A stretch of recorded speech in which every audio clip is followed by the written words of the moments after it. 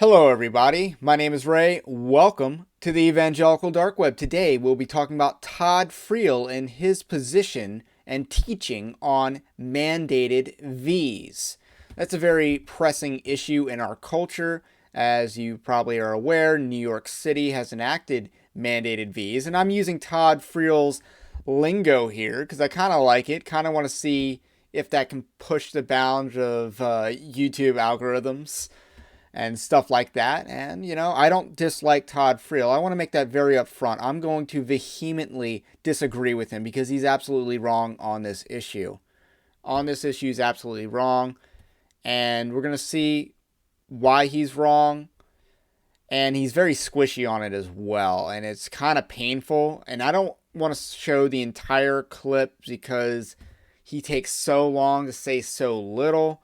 But we're going to see a lot of the arguments that he makes on the issue of mandated V's. And it's not a good argument. It's not a good argument.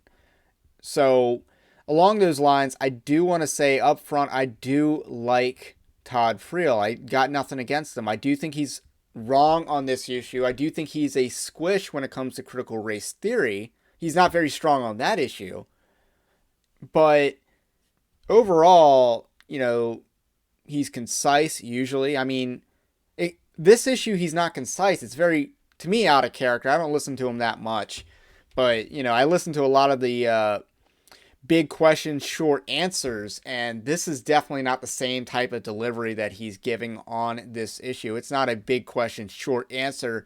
It's a simple question, long-winded answer. That's kind of the style that Todd Friel's giving here. So anyway, let's crack this open. I got it at the right starting point. We are rolling at 1.25 speed because, again, it's just a little too slow for me. On the subject, but when you are trying to figure out an issue, you got to go for the bullseye. Is there a Bible verse that says a Christian should or shouldn't take a mandated V? If you got that verse, well, that's the best place to start because it's crystal clear. And then you also let the implicit verses give you any nuance to the subject, but you look primarily for the ones that are most pointed. And the only two that are on the bullseye are Romans 13, 1 Peter 2. You've got to admit those verses are really, really clear about doing what we are told to do by the government. Now, we also have informing us Acts chapter 2, Acts chapter 4, I forget 2, where Peter and John are preaching. They get put in prison. They are told by the authorities, stop preaching. They say, sorry, no can do, because you can't command us to do something sinful. Therefore, we can disobey you and we must obey God. You need to put that into the pot with 1 Peter 2 and Romans 13, that we do what we are commanded to do if it is not sinful. If it is sinful, then you do have permission biblically, by example, in Acts chapter 4, to not do what you are told. But I think we need to really fixate for just a second on the import of 1 Peter 2 and Romans 13. I do not see wiggle room. So there you see the initial flawed premise is that we can only defy government when the issue is they are commanding sin. That is a flawed premise that he's introduced. That is the premise for which the lesser magistrates would also disagree, and the whole doctrine of sphere authority. And those spheres are self, family, ecclesiology, or the church, and then the civil government, the civil magistrate. And they each have their spheres, and they're co-equal, but they each have their own realms of authority, and they're not to cross over into another authority.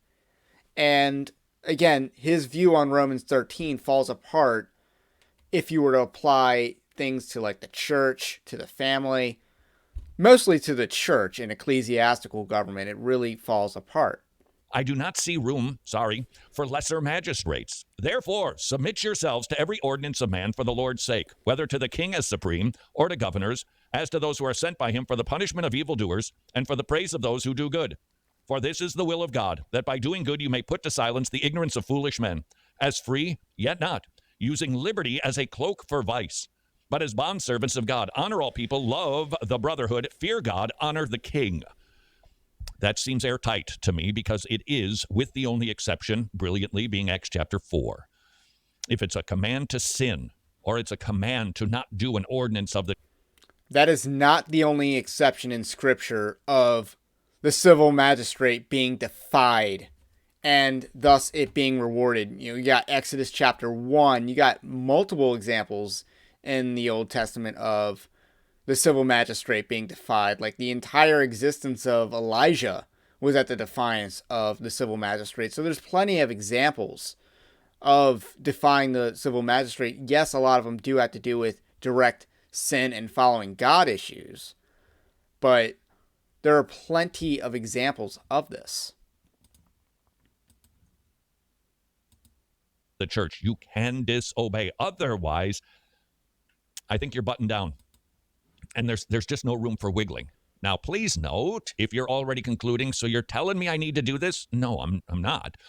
I'm just laying forth what I think are the explicit Bible verses. Now we're going to take a look at the implicit Bible verses so that we can weigh this out and figure out specifically, is it a sin to take the V? Is it a sin to do that? Because if it's not, well, then you'd have to submit to Romans 13 and 1 Peter 2. But because Acts tells us that there can be exceptions to that rule, we need to figure out if it is. And I think that we will begin wrestling with that with the implicit Bible verses. And it focuses quite heavily on two. What's ironic is governments probably ask a lot more of its citizens now than they did back then. If you think about the taxes that we pay probably far more in taxes than people did in ancient Rome. If you think about, the idea that you pay like 30% taxes, that's a lot.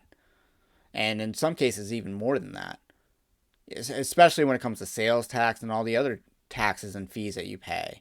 So, back then, you basically don't commit crimes against one another, obviously don't commit a crime against the state, and then pay your taxes. Those were basically the requirements of living and obeying a civil magistrate back then. It wasn't nearly as complicated as it is now.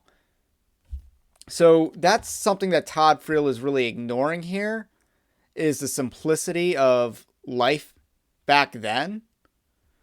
And it's just very incorrect to not view that in reference to the whole sphere of authority. And governments back then had a greater respect for that in many cases. Now, to reference Rome again, they did believe that their emperor became a god. So that's a violation of their sphere of authority, because all the spheres of authority are underneath God. They are God ordained. They're not to supersede God or even attempt to think about superseding God. And the other would be other people's body. Your body, other people's body. Genesis 1, we are image bearers of God. These bodies that God has given to us is for a reason. Exodus chapter 20, an implicit verse that says, thou shalt not murder, not kill, murder. And so murdering, I think, is something that needs to be considered, because if you believe that this V could cause death, well, then you'd have to say, well, I can't do it, because that would be a violation of this command. And that is why you're going to have to do your own research on this subject. What are genuine risks and what are not? 1 Corinthians 6, your body is a temple of the Holy Spirit. 1 Corinthians 15, you're going to have a resurrection body. Why am I bringing this up? Because the issue of the human body is important. You can't abuse it. You can't use it wrongly. You can't simply wiggle out from the subject because your body doesn't matter, because the body does. That was the Corinthian mistake, at least in part. The entire Old Testament, and I believe in 1 Peter, men are commanded to protect wife and children. Matthew 12 tells us to love our neighbor. That issue is in view. The mantra these days is, do it for other people. Well, that's a Christian slogan. We do things for other people because we love them and we consider the Good Samaritan. Okay, the whole idea of loving your neighbor should not be outside of the law of God. If you are trying to say that an action is loving your neighbor, and therefore to not do that action is sinful, which is an argument many people have made during these unprecedented times, that's legalism. That's legalism. You're adding law. You're adding law. And that's not what we're called to do. We're not called to add law to God's law. That's not our parameters. That's not what we're called to do as Christians. And you can use the whole loving your neighbor thing to guilt people into doing all sorts of things. You can easily abuse that text, and that's kind of what he's giving credence to. And I don't think Todd Friel means poorly here, like a lot of woke people. They are wicked in how they're doing it. I think Todd Friel's mistaken here to even give that idea credence. Getting a V is not loving your neighbor. That's not loving your neighbor. Don't pretend like it is. Because, that sounds more like the person bragging about how great they are. If you're saying that getting a V is how you loved your neighbor that week. That's just, don't give any credence to that line of thinking. It's shallow-minded and it's just wrong. Making sure that we take care of people. Those are the implicit Bible verses on the subject. How do you put all of that into a pot, stir it around, and come up with a conclusion? Next on Wretched Radio. And we need something more than our guts to tell us what we are supposed to do if the government or your employer tells you, you must receive this V. Otherwise, you're going to be fired. You won't have access to things, etc. How do we figure it out? Step number one, you lose whatever your pre-understanding is. Whatever your gut tells you, just lose it for a moment. Consider the explicit Bible verses. I think the only explicit ones you have are Romans 13 and 1 Peter 2. We submit to the government, period, full stop, end of discussion. Unless, courtesy of Acts, when we see Peter and John arrested for preaching the gospel and being told by the authorities to zip it, and they said, sorry, we have to obey God, we see an exception to the Romans 13, 1 Peter 2 rule. And that exception is if they tell us to sin, well, then we can't obey them. We obey God. Those are the explicit considerations. The implicit considerations, in my opinion, focus on the body. My body, your body, other people's bodies. They're important. That's what I get from Genesis 1. We're image bearers of God. God made us different than everybody else. We have a body.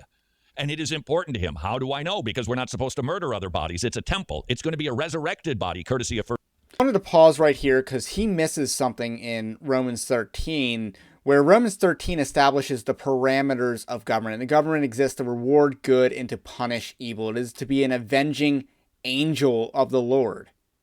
That is why it's ordained. That's why it exists. It does not exist for public health.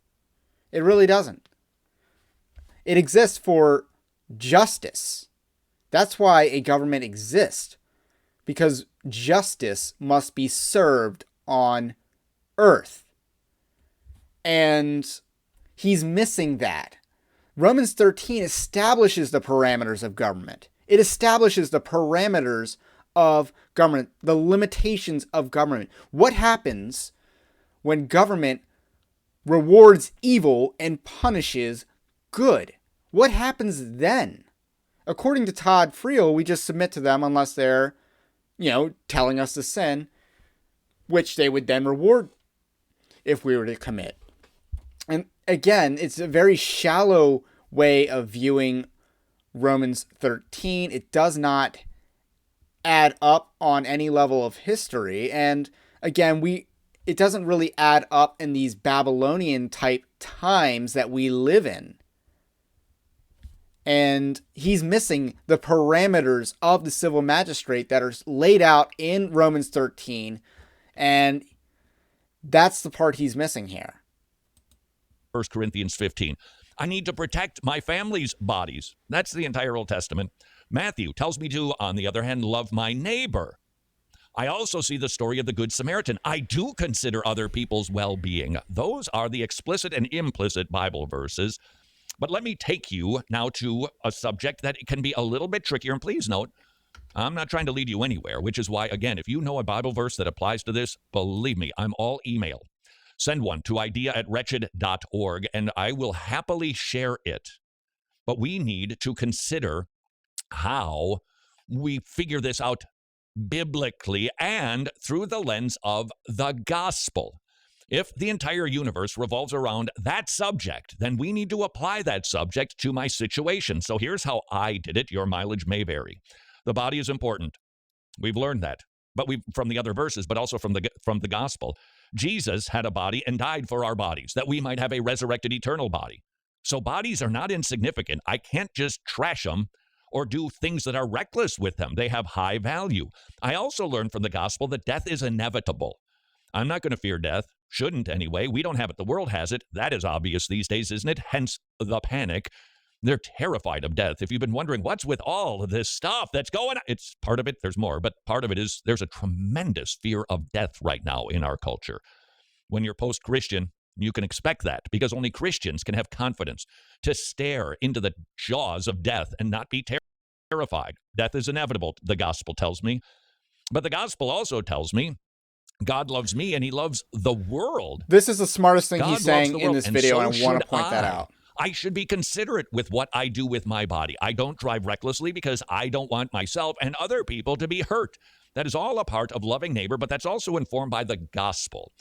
Let's move into church history. What has the church said on this subject? Well, this would be a good place for you to go study Romans 13 and 1 Peter 2 again. What has been the church view on the subject of submitting to government? I lay that out in a video that is actually, strangely enough, still available, at least on the YouTube machine. Should a Christian take the CV ? Watch that presentation and noodle through it. It's going to be very important in the days ahead that we understand what the role of government is in our life and how we're supposed to respond to it when it makes really personal bad decisions. The church historically has basically said submit to the government, just do what you're told. Now, there are some folks these days that believe in something called the lesser magistrates, that you as a lesser magistrate, you are responsible for making sure that the upper magistrates behave well. If they don't, you can deal with them in whatever way you see fit. I do not adhere to that position. I believe that if the government tells me to put pinwheels on the side of my head every time that I go to Publix, I'm going to put pinwheels on the side of my head. Could look like a lot of pastors these days. The point is... See, he does not recognize limitations on government power except that they can't command you to sin. And that is a key issue.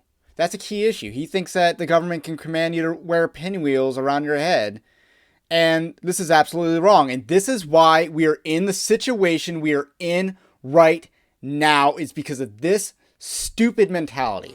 This stupid mentality caused all these pastors to sin and lock up their churches. They sinned when they did that. They abandoned their duty. They abandoned their post. How many of those same pastors, those same elders who closed their churches down, visited the sick as their job entails them to do? How many of them abandoned that job duty? I imagine a lot of them did, because they didn't want to catch that which they did not have a V for. Basically, if we apply his logic to someone else, you would have to make the argument that it is a sin to close down your business because the government asked you to. No, it's a sin for the government to ask you or demand you close down your business. You don't have to tolerate their sinning. If the government sins against you, do you have to capitulate to their sin? And that's the issue of mandated Vs. It is a sin for the government to overstep their God-ordained authority. The issue of Vs is completely in the sphere of the self and the family. That is where the issue lies. Self and family, not the ecclesiology. Your church cannot mandate Vs. Your government cannot mandate Vs. I don't care what the V is. I don't care what it is. It should not be mandated. That is an overstep of their authority. Their job as a government is to punish evil and to reward good. That is laid out in Romans 13. I'm the one using Romans 13 here. I understand Romans 13. When they go outside of Romans 13, when they reward wickedness as they have done the entire time that we have dealt with the unspecified illness of unspecified origins, they have rewarded evil. How many of these state governors got kickbacks for their tyrannical policies? They got bailed out for their tyrannical policies. That's rewarding evil. And by his logic, you have to make a sin argument when the government sins in order to disobey and not capitulate to government sin. Do you see the issue with his logic? It is adding up. You know, with Todd Friel's squish theology on the issue of public theology and the civil magistrate, you have a very inconsistent foundation. It shakes, it wobbles, it's a house of cards, and it will come tearing down. And if you don't see that by now, what will wake you up? What will wake you up to the fact that the last 21 months or so, not 21, it's closer to like 18 months or so. What will wake you up to the last 18 months? And I don't know. Supernatural act of God. And that's what I want to happen with Todd Friel. I want the Holy Spirit to work in his life for him to see the light here that he's completely wrong about his interpretation of Romans 13. If the government tells me to wear a clown nose on my head or face jail time, I'm not wearing a clown nose on my head. That's stupid. They don't have the authority to do that. And I have no problem defying the government there. That's not me sinning. That's them sinning and me not capitulating. That's the distinction here. Honor to whom honor is due. That is not an honor they are due. I'm going off. So let's get back to Todd Friel's words here. I think we submit to our government. But church history tells us more, and this goes back to the subject that I think is so important, and that is the subject of the body. What is the church taught about the body? We are embodied souls. John Cooper, a theologian, calls it holistic dualism. We aren't either or. We're not spirit. Let's skip ahead. So let's go to the objections portion, because this is where we see a lot more issues here. Which brings us to, finally, our objections. You may recall these were our pre-understandings, the things that we had to set aside in light of all that we've learned. Let's work through them, shall we? This violates my constitutional rights. It violates Nuremberg, Geneva. That is correct. I would say this. As an American, those issues are important. From a Christian processing, I'm not sure that they actually are a part of my theological pondering. I think it's a no-brainer as an American, isn't it? And that annoys all of us. But theologically, I'm not sure where that plays in. I can't trump what the Bible says because of a constitutional right. The Bible's above the Constitution. The Bible is above everything. I follow it. My body, my choice. Okay, completely wrong there. This guy does not know how to Romans 13.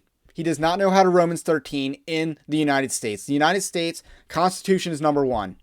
It is number one. You cannot violate the Constitution. Now, it is molested constantly. The Constitution is constantly molested by the civil magistrates. But again, if we take this on the issue of the Second Amendment, if the government wanted to round up our guns, shoot back. Shoot back. I have no problem saying that. That is them declaring war on you. And that is them sinning against you. You don't have to capitulate to government's sin. And especially when it threatens you and your family.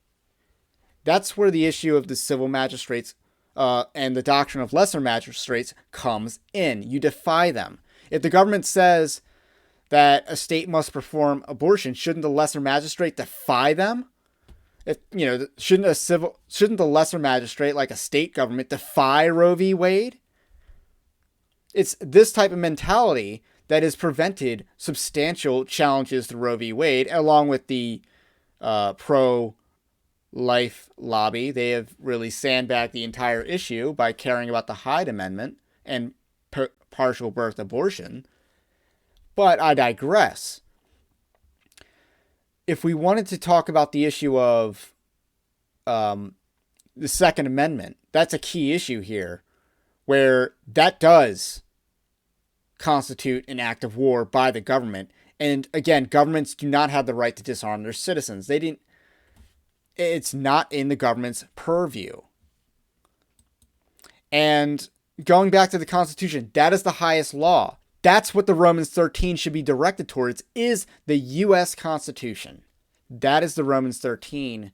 Instead, he's listening to people that aren't following the law. Who's actually in obedience to Romans 13? The person following the Constitution or the person following their governor and their unconstitutional edicts? Obviously, the person following the Constitution. The issue is the edicts have the guns, because all laws are enforced with guns. All laws are enforced with force. There is not even good ideas can be enforced without violence. There's that libertarian notion that, if it's a good idea, it doesn't need violence to enforce it. Yes, it does. Yes, it does. And, that's kind of what the Second Amendment was geared towards, to go full circle into that. Enforcing good ideas. Being a deterrence against despotism. But, I get upset because I feel like we failed the Second Amendment here in this country. Yeah, that's got some import to it, because it is your body and you're responsible for it, and you need to weigh that. This whole thing is a hoax. You're going to have to figure that out and weigh that. The cure is more dangerous than the disease. I'm telling you, this is where you need to do earnest homework, and please check out all sources. Don't go to the pool that you always swim in. Check out what other people have to say about it. Look at it as objectively as you possibly can, because No, this is wrong too. Don't listen to panic porn. If someone's a panic porn peddler, stop listening to them, tune them out. Their credibility is shot. Don't listen to panic porn.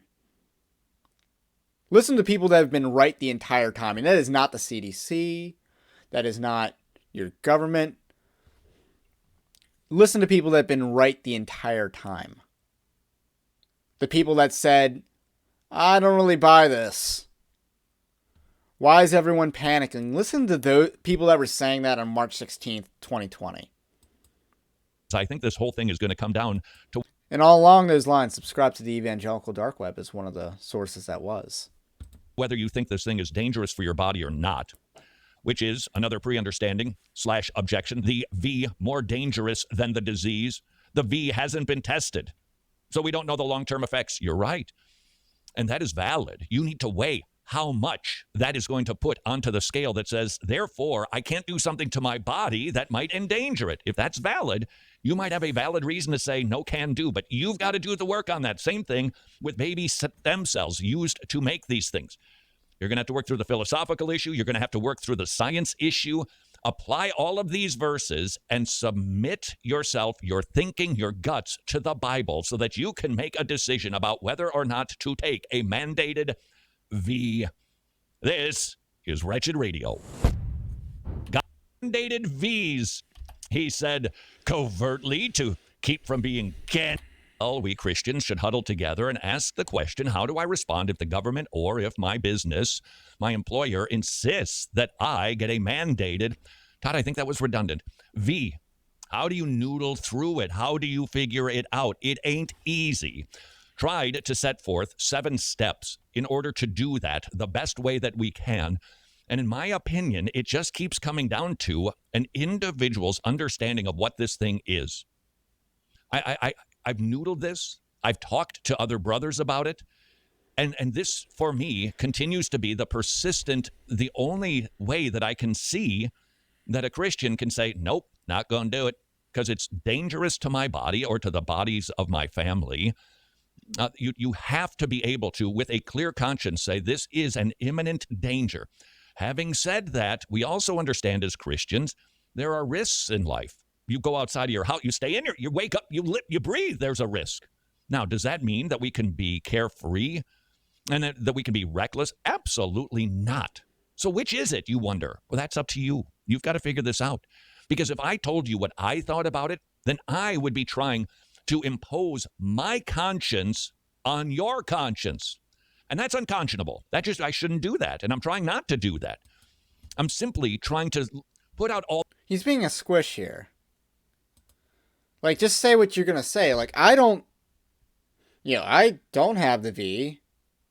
I am not saying you shouldn't get the V, because that's not my sphere of authority. I recognize sphere authority, and in some instances, he is also recognizing sphere authority. He is also recognizing this. I'm the one being consistent here. He's he's teetering on whether he believes in sphere authority or not. Let's try to remove it from this realm for a moment. If there was something else the government asked me to do, would I be willing to do it even though I don't like it? Because it protects other people. And the truth of the matter is, that happens all the time. Every time you hit a stop sign, you're in a hurry, you'd like to get someplace, the stop sign says, nope, you've got to wait. Why? It's for the safety of yourself and for the safety of others. So we do these things. We do things the government tells us to do for the good of other people. Now, that's a Christian value, but that aside, we should be willing to look at something and say, all right, if it is indeed not dangerous, and if indeed it does protect other people, I'm not sure the Bible gives wiggle room for getting out of it. And I'm not even going to take a breath here, because you're going to say, well, then you're telling me to take the thing. No, I'm not. Well, even according to that question, let's say if it doesn't actually help other people, he doesn't give you wiggle room to get out of it, because according to his logic, the government can stick pinwheels on your head. That doesn't do anyone any good, but according to his own standard, you would be in violation of Romans 13 to say no to it. So what he's doing here is placing the burden on you to define something as sin, and that's not fair, because that's not on you to do that. If the government oversteps its authority, and sinfully so, it's not on you. The burden of proof is not on you to prove that something is sin in order to say no. The burden of proof is not on you. If the government wants to confiscate guns, the burden of proof is not on you to conjure up the right Bible verse to say why it's a sin. You see where he's getting at? He's not Todd Friel specifically, but his logic encourages eisegesis. It encourages taking Bible verses out of context to support your actions. And I don't believe in doing that. That doesn't mean I have a perfect record on not doing that, but that's what his logic supports. That you have to eisegete Scripture in order to get out of doing things you don't want to do. Instead, let's have a constructive worldview here, where we recognize sphere authority, self, family, ecclesiology, the church, civil magistrate, the state. If we recognize their spheres of authority, and we know where their authority starts and where it ends, we know whether or not we can defy a government mandate. Whether it be a V, a confiscation of rifles, banning hate speech. We know where we can defy. I have a constructive worldview on this issue. It does not sound like Todd Friel really does. I'm telling you, you need to figure out what the thing is. What is it? That means if you have not done some earnest research on this, I don't think that any of us are ready to make a decision on it. Now, believe me, if you're thinking that you're catching me saying something that goes, aha, that's my side. Well, yeah, you're going to hear that, but then somebody's going to hear, aha, that's their side. That's because he's not making a clear position here. I'm just trying to lay the thing out for us right now, to weigh it and to figure it out, so that I don't get annoyed with other Christians who make a different decision on the subject, because you'd have to argue, I think, that this is probably ultimately going to be adiaphora. This is going to be different decisions for different Christians. But let's just say the government, your boss, said you got to do this, and it was reasonably proven it's not dangerous. It can't risk your body. We know any long-term effects, if there are any at all. And when we believe that this is something that could help others, I don't know what verse would make us exempt. On the other hand, there is research out there that Romans 13, that is not within the government's purview. In Romans 13, That's the verse that makes you exempt. That would suggest indeed there are some risks to this thing. All kinds of things are being reported. What website are you checking out? Check them all out. Now, this one is going to make just about everybody squirm. The risks currently, as we understand them, are need to be weighed on two levels. First is, and I think that's all I wanted to really show, because again, he's just going to repeat his same idea that the burden of proof is on the individual Christian to prove whether an activity is sinful or not. And I think we have a clear understanding that that's not what the standard is on this issue. It's the self or the family governs this issue. This is their sphere of authority. If the government forbade homeschooling, that's a very critical topic. I believe a lot of European countries have attacked homeschooling. Is it wrong to defy the government then? Obviously, you can make a sin argument there, but the burden of proof is not on you. You are operating in your sphere of authority to educate your children. That is in the family sphere of authority. If the church mandates fees, they are outside of their sphere of authority. They're acting outside of their sphere of authority, and therefore you can defy that. And again, there are a lot of instances where I think the church completely abused their authority during these last several months. For instance, mandating masks, it was a violation of ecclesiastical authority. They did not have the authority to do that, nor did the state, and the church should have defied on that. It's not their authority to impose a dress code. Corinthians, I believe it's 1 Corinthians, the verse about modesty is about not drawing attention to yourself, whether it be massive boobage or just extremely lascivious outfits, or luxurious, I guess is another word. Not drawing attention to yourself, not being a magnet to other people's attentions and trying to take it away from the Lord. Again, you can't quite, dealing with that issue might be in the purview of the church, as it was in Paul's day, for sure, but not the same thing. Not the same thing. It doesn't give the church the authority to institute a dress code and then kick you out, say you can't hear the gospel if you don't adhere to it. That's wrong. So I think I've laid out why Todd Friel's theology here, his argument and philosophy and logic here, is on shaky ground. He does not recognize sphere authority and thus basically thinks that the government can do whatever it wants so long as it doesn't cross one simple line. And that's not how it works. That's not an adequate reading of Romans 13. And then he doesn't even Romans 13 right in the United States. The U.S. Constitution is what the Romans 13 would point to, because that is the law. That is the highest law other than the natural law in this country. And that's not what Todd Friel doesn't get that. He doesn't actually Romans 13, bro. And I'm Romans 13ing harder than him. And that's telling. That's really telling here. So let me know what you think about what I think. Subscribe to the evangelicaldarkweb.org. And if you want to support the Evangelical Dark Web, go to evangelicaldarkweb.org/join and you can subscribe there. Basically my own little version of Patreon that I built myself. And, again, have a blessed day, and I will catch you on the next one.